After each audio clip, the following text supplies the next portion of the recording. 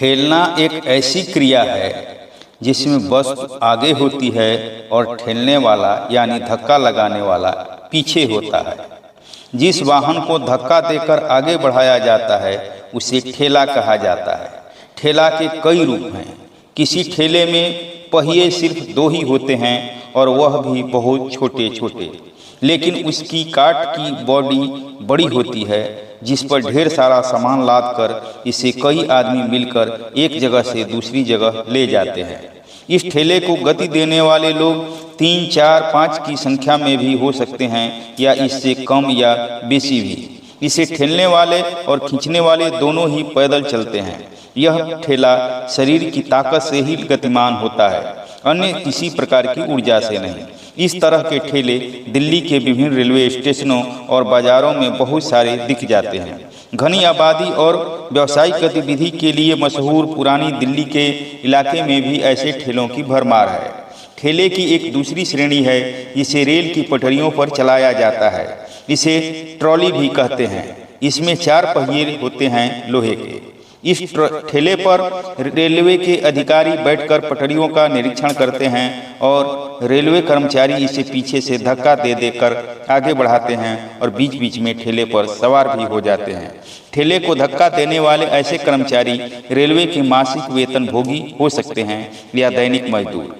Railway ट्रैकों की मरम्मत करने वाले कुछ लोग एक ऐसे ठेले का उपयोग करते हैं जिसमें सिर्फ एक पहिया लगा होता है। यह पहिया रेल की एक पटरी पर होता है और दूसरी पटरी की तरफ से एक आदमी हैंडल पकड़कर उसका संतुलन बनाए रखता है।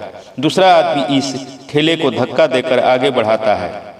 इस ठेले पर मरम्मत संबंधी औजार और सामान लदा हो रहता है।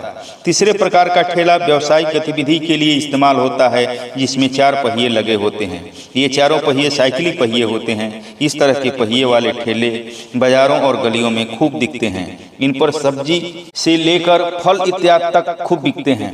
कुछ कपड़ा लत्ता बेचने वाले, श्रृंगार पटार के साजो सामान बेचने वाले, बर्तन बासन बेचने वाले लोग भी इस तरह के ठेलों का उपयोग करते हैं। इस ठेले की बॉडी काठ की बनी होती है। इसके चालक भी पांव पैदल चलते हैं। इन दिनों बाजारों में एक और प्रकार का ठेला दिखता है जिसमें 3 साइकिली पहिए लगे होते हैं जिसका चालक एक सीट पर बैठकर इस वाहन को ठेलता है। इस तरह का ठेला अक्सर आइसक्रीम बेचने वाले उपयोग कर रहे हैं। हमने जामा मस्जिद और लाल किले के क्षेत्र में 3 पहिए वाले कुछ भिन्न प्रकार के भी ठेले देखे हैं जिसमें खिलौने जैसे छोटे छोटे पहिए लगे हैं। इन ठेलों का निर्माण विशेष तौर पर कराया गया है। इन पर खान पान की सामग्री से लेकर दूसरी चीज़ों तक बिकते हमने देखा है। 3 पहिए वाले अन्य भी ऐसे ठेले हैं जिनमें दिल्ली में ठंडा पानी बिकता होता है।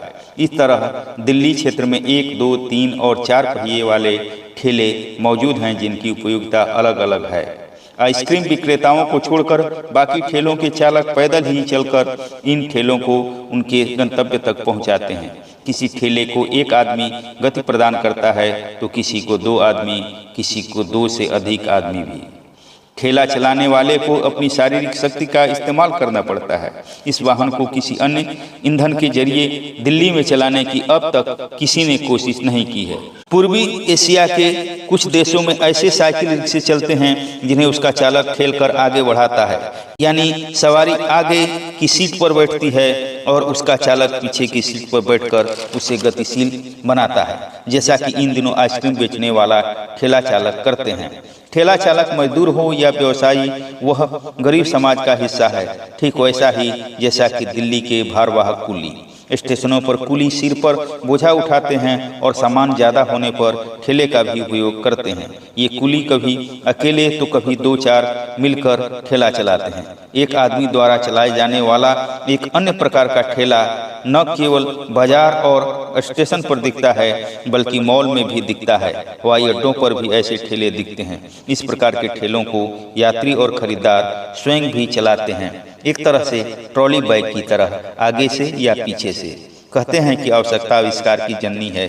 यह बात ठेलों के प्रकार यानी बनावट को देखकर भी कहने में कोई हर्ज नहीं है।